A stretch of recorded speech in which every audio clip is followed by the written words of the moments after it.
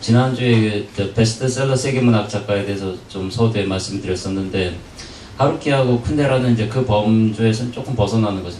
그러니까 베스트셀러 작가이지만 동시에 세계문학 정전 작가, 이 정도의 어떤 평판을 얻고 있다고 한다면 그렇게 될 것 같습니다.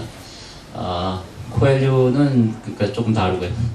예전에 이제 하루키하고 코엘료 이렇게 거의 같이 취급이 됐는데 둘이 약간 좀 분리되는 것 같고, 그거는 처음에 쿤데라하고 하루키하고도 이렇게 분리가 됐었어요.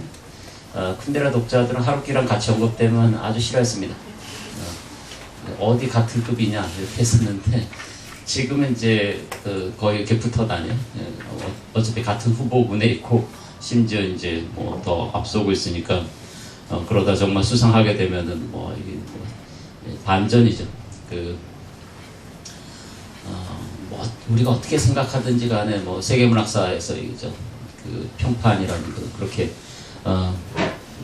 굳어지는 거니까, 아무리 우리가 쿨하게 반응한다 하더라도 좀 의미가 좀 있지 않을까 예상이 됩니다.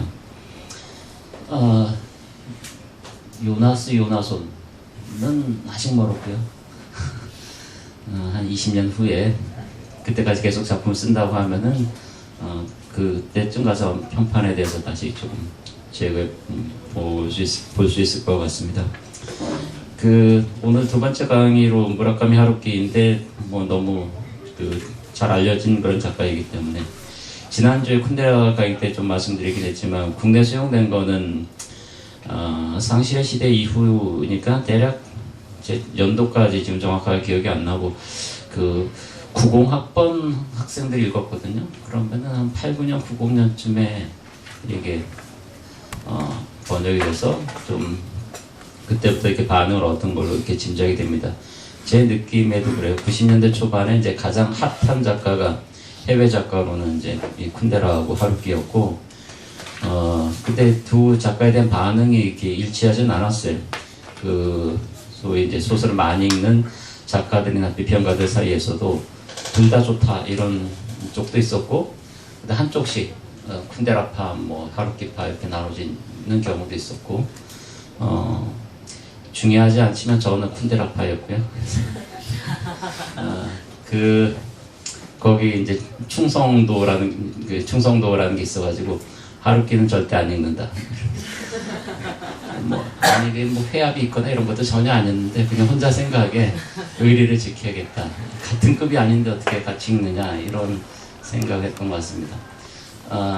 그것도 이렇게 편견이라면 편견인데 뭔가 조금 더 맞았던 것 같고, 하루키 문학에 대해서는 저는 약간 좀 의구심을 갖고 있었는데 나이를 먹다 보니까 조금씩 누그러지고 있습니다. 다 좋은 게 좋은 거 아니냐 이런 쪽으로 조금 가고 있어요. 심지어 강의도 하고 다닙니다. 제가 원해서 그랬던 건 아닌데, 이제 작년에 나자키 스쿠루 책이 나오면서 이제 저한테 강의 섭외가 와가지고, 처음에는 이렇게 마다했는데, 이것도 뭐 좀 뜻이 있겠구나 싶어가지고 이렇게 덥석하게 됐습니다. 그래서 올해도 하게 됐어요. 이게 무슨 하루키 전문 강사도 아니고, 국내는 하루키를 좋아하는 비평가도 굉장히 많이 있습니다. 전공자들도 있고. 근데 이분들이 왜 다 마다하는지 잘 이해는 안 되지만, 그래서 어떨 때는 제가 막 이렇게 소개 강의 같은 거를 하고 있습니다. 오늘은 뭐 하루키 얘기를 조금 줄이고 작품에 대해서 상대적으로 좀 더 많이 말씀드리는 쪽으로 하려고 합니다. 49년생이고요. 그 다음에 68학번이고요. 와세다 대학의 연극과라고 되어 있는데, 진짜 학과명은 제가 이게 확인까지는 안 되는데, 어쨌든 희곡을 쓰려고 했는데, 아마 또 70년대, 60년대 말 때가 일본 영화가 아직 전성기였기 때문에 영화 쪽에 조금 관심을 갖지 않았을까. 그런데 쓰지 않은 걸로 봐서는 뭐 재능이 없다 생각해서 포기하지 않았을까, 그렇게 추정이 됩니다. 제가 하루키와 관련해서 이거는 아직 그 본격적인 스케일의 평전이 나와 있는 건 아니고요. 조금 있어 봐야 될 것 같아요. 근데 몇 가지 어떤 흥미로운 사실 같은 거는 이제 본인도 얘기를 했고, 이제 주변에서의 그 어떤 증언 같은 게 있습니다. 일단 고베, 교토에서 출생하는데 이제 고베에서 성장합니다. 중산층 그 지식인 집안이었고, 부모가 다 교사였고, 결혼 이후에 어머니는 이제 교사직은 그만둡니다. 근데 여기가 그 조금 수준이 있다고 하는 거는 그 밥 먹는 식탁에서 이 부부가 8세기 일본 고전 시가에 대해서 얘기를 주고받았다 그래요. 이게 좀처럼 드문 일이잖아요. 우리를 치면 밥 먹다가 향가 얘기를 서로 나누는 건데, 이거 어떻게 해석하고 이런 거를 얘기를 나누는 건데, 둘이 뭐 둘 다 국어 교사니까 그게 가능했을 법합니다. 근데 외아들 하루키는 뭔지 이렇게 앉아가지고 이제 그런 분위기에서 성장하는데, 그게 얼핏 생각하면은 뭐 좀 따뜻한 그런 가정, 모범적인 가정일 것 같은데, 하루키는 그렇게 생각하지 않았던 것 같아요. 이게 약간 억압적인 걸로 생각했던 것 같아요. 특히 아버지와의 관계가 좀 문제가 되는데, 아버지가 장수했습니다. 이게 2008년에 90세에 돌아가세요. 하루키는 유리한 게 있어요. 이게 노벨상 수상했어서 한 몇십 년 더 살 것 같아요. 게다가 이제 운동 중독자잖아요. 그렇게 자기 관리 철저한 작가이기 때문에 뭐 미니멈 한 90세는 바라볼 것 같습니다. 그럼 뭐 기회가 충분할 것 같아요. 5년만 있어도 수상 가능성이 아주 높은데, 무슨 사고 사만 아니라면은. 근데 이 하루키가 그 성장기 때, 중고등학교 때 아버지한테, 제가 그 뒤에 보면 조금 나옵니다. 5페이지 보시면은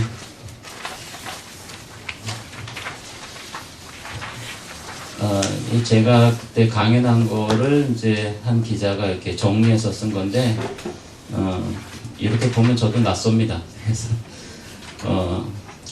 아버지의 무리한 교습이 좀 문제가 있지 않았을까. 이건 뭐 추정만은 아니고 거기에 대한 발언이 있습니다.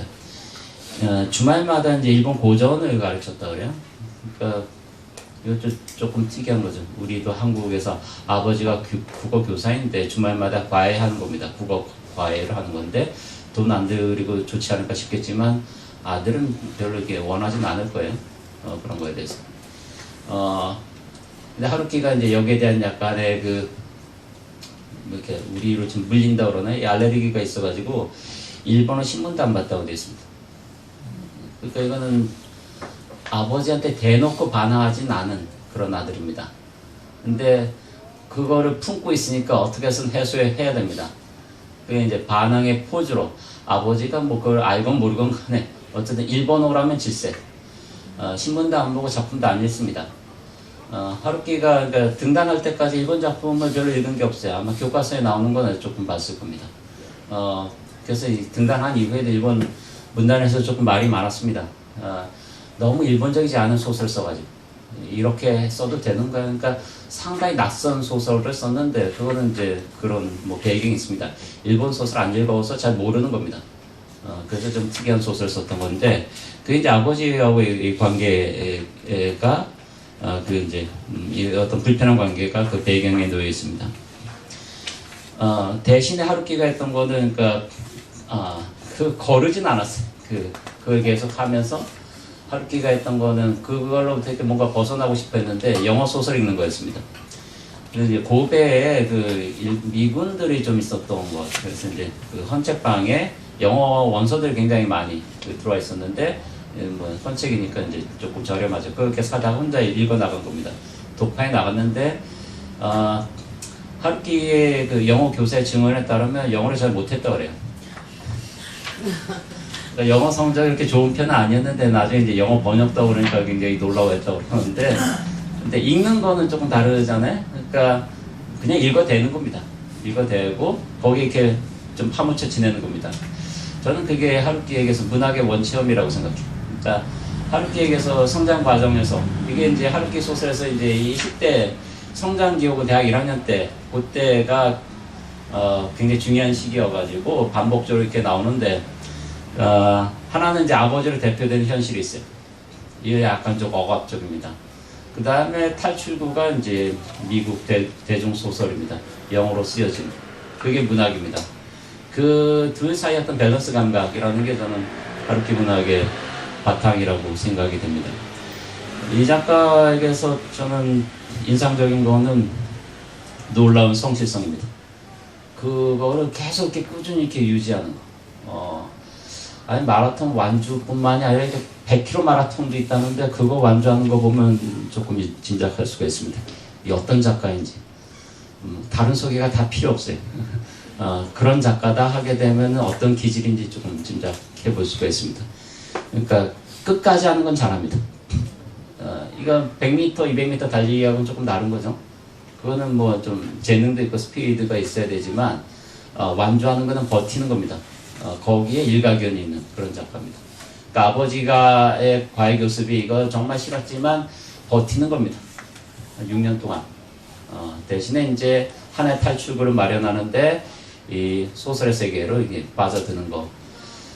그 하루키적인 가상세계, 소설에서 가상세계라는 건 저는 영어 소설적 세계 그런 거라 생각해요.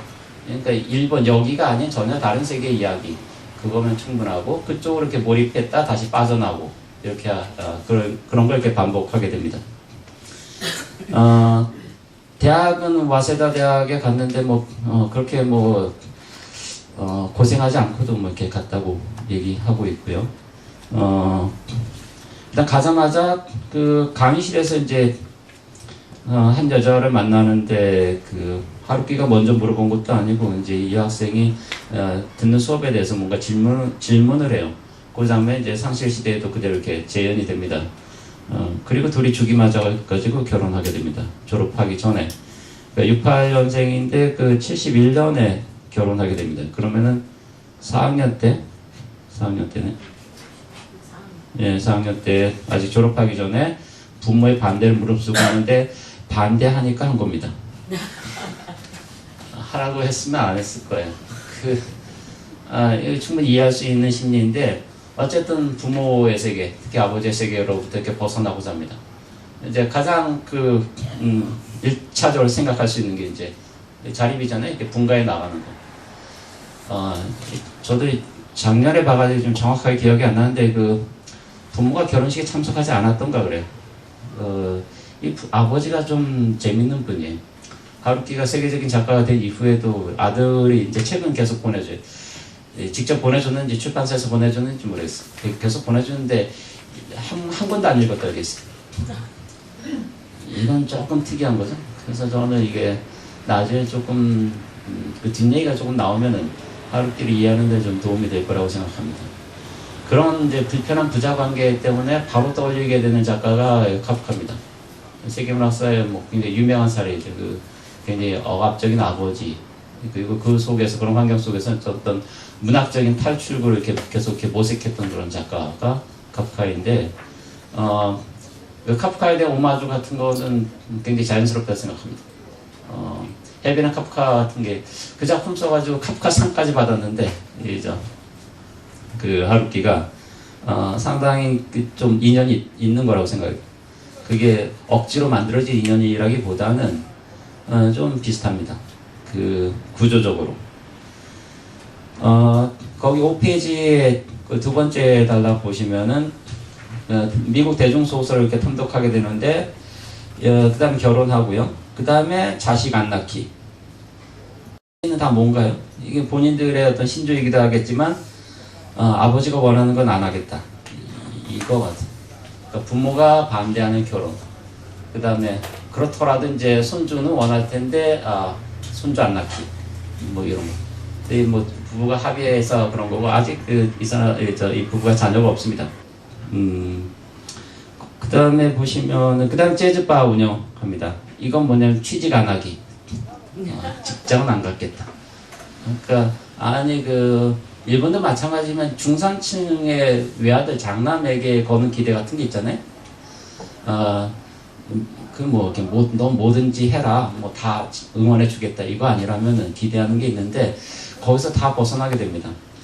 재즈바 학교에 차리라고 대학 보내진 않았을 거잖아요. 그러니까 우리가 예상할 수 있는 대로 물론 그렇다고 어디 이렇게 가출하거나 그랬던 건 아니에요. 겉보기엔 모범적이고 멀쩡합니다. 멀쩡한 가운데 이제 그런 식으로 핀트를 하나도 안 맞추는 겁니다. 그게 약간 하루키적인 기질이라고 생각이 되는데, 그게 몇십 년 동안 유지됩니다. 이런 게. 하루키가, 그러니까, 우리는 일본 작가라고 약간 깎아내리는 게 있는데, 일본 문단의 독고다입니다. 친한 사람이 아무도 없어요. 아주 놀라울 정도로 없습니다. 만나는 작가도 없어요. 그나마 약간 알고 지낸 작가가 무라카미 류 정도. 인터뷰에서 한 얘기인데, 원래 조금 나이 들면 좀 타협도 하고, 그 다음에 교분도 조금 갖게 되잖아요. 근데 그런 게 전혀 없습니다. 별로 일본적이지 않은 이제 그런 작가예요. 한국 작가들도 조금 쿨한 작가들이 있는데, 이 한국적인 또 이제 문단 풍경하고는 좀 많이 다르고요. 그래서 그런 면에서 상당히 좀 튀는 작가가 하루키입니다. 재즈바를 운영했던 거는 이제 대학 시절에 그 알바를 했기 때문에 재즈 음반 가게 알바 같은 걸 했고요. 거기에 상당히 정통합니다. 음악 재즈 거의 중독자 수준이고 클래식도 마찬가지고. 그래서 이제 작품 속에 굉장히 많은 음악 코드들이 이렇게 들어오게 되는데, 저는 그것도 이렇게 비슷한 것 같아요. 그러니까 미국 소설에 대중 소설, 영어 소설 폭 빠져 지내는 거하고 그 음악에 이렇게 파묻혀 지내는 거. 이거 70년대 이후에 선택할 수 있는 반항입니다. 그 이후 세대가. 그 이전 세대라면은 집 나가서 여러 가지 모험이라도 할 텐데, 70년대 이후는 사실 그게 우리도 그렇지만 어려워졌어요. 그걸 이렇게 하루키는 물론 이제 60년대 중반이긴 하지만 그런 걸 이렇게 보여준다고 생각해요. 해변의 카프카에서도 다무라 카프카가 집 나가봐야 도서관 가는 거잖아요. 그게 최대치입니다.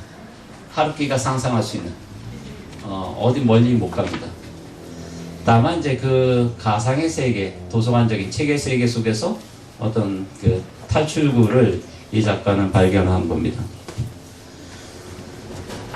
그 다음에 이제 전설이 되고 있는데, 어느 날 28살 때 야구 경기 보다가 안타 치는 걸 보고 소설 써야겠다 이런 생각을 했다고 하고, 그날로 집에 와서 이제 카페 그때 운영 중이었는데 이제 부엌에서 이렇게 쓰기 시작합니다. 그 가게가 한두 시에 이제 문을 닫게 되는데, 이제 부엌에 그 식탁 있잖아요. 이제 일본식이니까 작은데, 근데 거기다 이제 원고지에다 이렇게 메고 나가기 시작합니다. 하루에 이제 이게 처음 쓰는 거예요. 아마 대학 졸업하고 대학에서 희곡을 공부했다고 하지만 전혀 이제 글을 쓰지 않았고 한 수년 동안.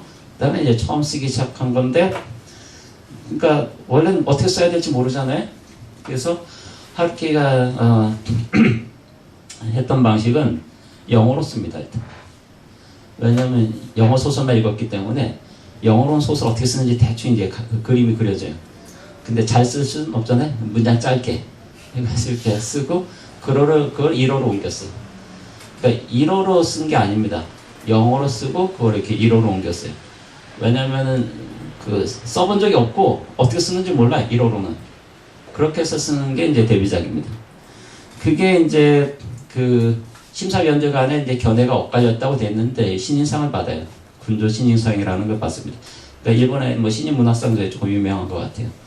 하루키의 이제 증언으로는 최종심에 올라갔을 때 가장 기뻤다고 얘기했어요. 최종심에 한 후보자 몇 편 올라가잖아요. 자기는 됐다고 생각해요. 그러니까 후보자로 올라갔는데 거기까지 갔으니까 당선됐다고 생각하고 실제로 당선됐는데 굉장히 기뻐했다고 얘기합니다. 나중에 이제 더 큰 문학상들도 받았는데 이제 자기가 가장 기뻤던 순간이 그거였어요. 그리고 이제 한 번 써봤는데 상까지 받으니까 이거 하나 더 써야 되잖아요. 그래서 이제 두 번째 소설까지 연이어서 씁니다. 그것도 이제 재즈 카페 운영하면서. 근데 그것도 이것도 뭔 상을 받았던 것 같은데, 두 번째 책도. 근데 이것도 이제 평이 조금 엇갈리게 됩니다. 평이 엇갈리게 되면서 하루키가 오기가 났어요. 그러니까 이제 좋다는 사람들도 있는데 이게 뭐야 이런 식으로 하는 의견도 있으니까 내가 본때를 조금 보여주겠다. 또 해서 세 번째 소설 쓸 때는 재즈파를 접었어요. 여기에 이제 전념하려고. 그러니까 이제 영어 끝나고 시간 쪼개가지고 쓰니까 아무래도 전력 투구는 안 되잖아요. 그러니까 거기에 대해서 자기도 약간 미흡한 점을 느껴가지고 본격적으로 쓰게 된 게 세 번째 소설부터입니다. 그래서 하루키는 처음 두 소설은 영어로 번역을 못하겠어요. 그러니까 출판을 못하겠어요. 번역이 안 된 건 아닙니다. 그러니까 일본 국내용으로는 번역이 되어 있어요. 고단샤에서 이렇게 나온 번역본이 있는데 해외 독자들에게 오픈된 건 아니에요. 그러니까 일본이 이제 하루키가 세계적인 작가가 된 다음에 이제 그 영어권 이런 출판사에서도 제안이 왔을 텐데 하루키가 안 된다 그랬어요. 세 번째 작품부터만 이렇게 번역돼 있어요. 처음 두 작품 자기 생각이 약간 미숙해요. 그리고 거꾸로 얘기하면 세 번째부터는 조금 자부심을 갖고 있어요. 내가 이건 좀 쓴 거다. 그런 자부심을 갖고 있어요. 그게 이제 양을 쫓는 모험이라고 이렇게 번역되는 책입니다.